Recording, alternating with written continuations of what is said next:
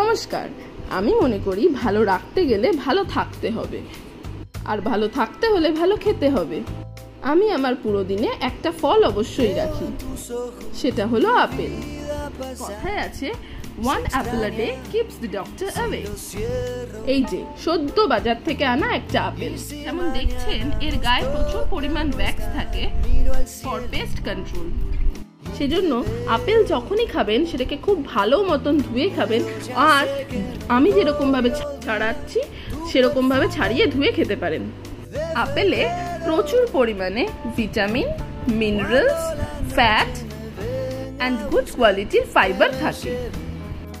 Vitamins like vitamin C, B6, vitamin E থাকে, আর minerals এর মধ্যে যেমন পটাশিয়াম, ক্যালসিয়াম অ্যান্ড আয়রন থাকে। ভিটামিন সি, B6, ই যেমন ইমিউনিটি বাড়ায়, ঠিক তেমনই ডাইজেশনও খুব ভালো করে, আর হার্টও খুব হেলদি রাখে।